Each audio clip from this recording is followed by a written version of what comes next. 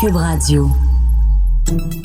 Salut, c'est Charles Tran avec l'équipe dans 5 minutes. On s'intéresse aux sciences, à l'histoire et à l'actualité. Aujourd'hui, on parle de streaming, de diffusion de vidéos en ligne. Regarder une série télé sur Internet, a priori, ça pollue presque pas. C'est juste des images sur un écran. C'est pas du pétrole, c'est pas du CO2. En tout cas, beaucoup de gens pensent ça. Eh bien non, c'est pas propre. Ça pollue. Beaucoup même. En 2018, la diffusion des vidéos en ligne a généré 300 millions de tonnes de CO2, soit 1% des émissions mondiales, selon les calculs de 2 groupes de recherche canadiens et français publiés cette année. Ça, c'est l'équivalent de la pollution annuelle totale d'un pays comme l'Espagne, quand même. Comment ça se fait? Qu'est-ce qu'on peut faire? Baptiste Zapirin nous explique comment cette activité dématérialisée pollue très concrètement. La diffusion des vidéos en ligne semble dématérialisée. Mais elle n'est pas immatérielle. Tout ce qu'il y a derrière, tout ça est très concret. Il faut des serveurs, des ordinateurs, des câbles pour faire fonctionner tout ça. C'est la technologie numérique. Ça prend des équipements qu'il faut fabriquer et qui sont gourmands en énergie. Alors on va voir toute la chaîne. Déjà, les films, les séries, tout ce que vous voyez sur Netflix, sur YouTube et autres services pour voir des vidéos en ligne, toutes ces vidéos sont encodées dans des fichiers. Et ces fichiers, ils ne se promènent pas dans les airs. Il faut bien les stocker quelque part. Et pas chez nous, évidemment. C'est justement l'intérêt des vidéos en ligne. Alors, on les télécharge temporairement depuis des serveurs. Ces serveurs, ce sont de gros disques durs physiques, empilés les uns sur les autres, prêts à stocker un grand nombre de fichiers pour différents clients et à les livrer en téléchargement à la demande. On estime qu'il y a environ 80 millions de serveurs dans le monde et ils sont abrités dans des centres de données, des bâtiments à la température très contrôlée. Tout est très contrôlé, très surveillé d'ailleurs dans ces centres de données qui contiennent des tonnes et des tonnes de données stratégiques, pas juste des vidéos, les données numériques des pays, des entreprises, des citoyens. Mais bref, la fabrication et le fonctionnement de ces serveurs nécessitent de nombreux matériaux et beaucoup d'électricité. Et au final, on estime que les centres de données et leurs serveurs représentent à peu près un quart de la pollution du numérique.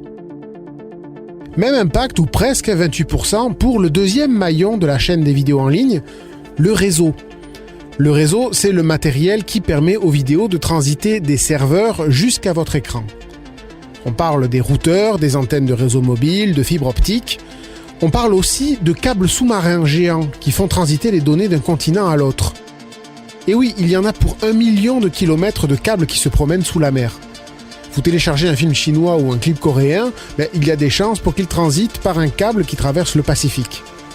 Ces infrastructures sont peu connues, mais elles sont si importantes que les GAFAM, vous savez, les géants du numérique, Google, Amazon, Facebook, Apple, Microsoft, les GAFAM donc investissent et prennent des intérêts de plus en plus importants dans ces câbles.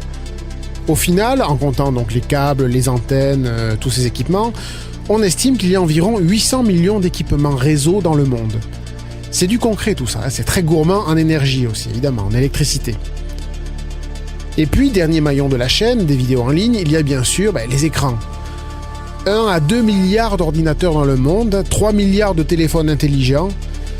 Tout ça représente 47% de la pollution du numérique.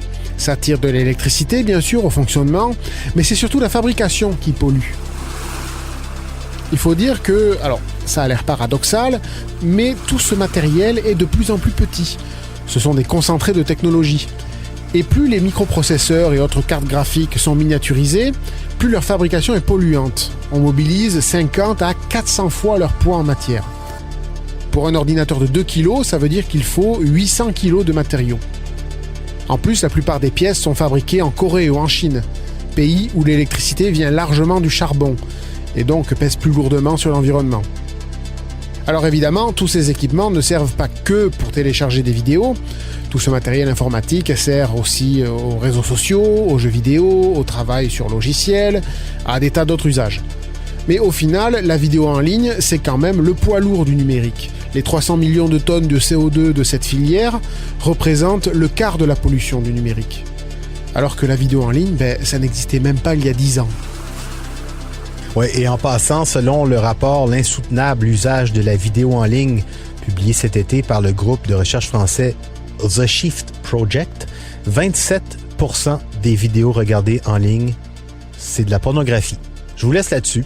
Non, quand même, on va finir sur une note un peu plus optimiste. Changer les habitudes, bonne idée. Par exemple, en choisissant les résolutions de vidéos suffisantes pour profiter du contenu.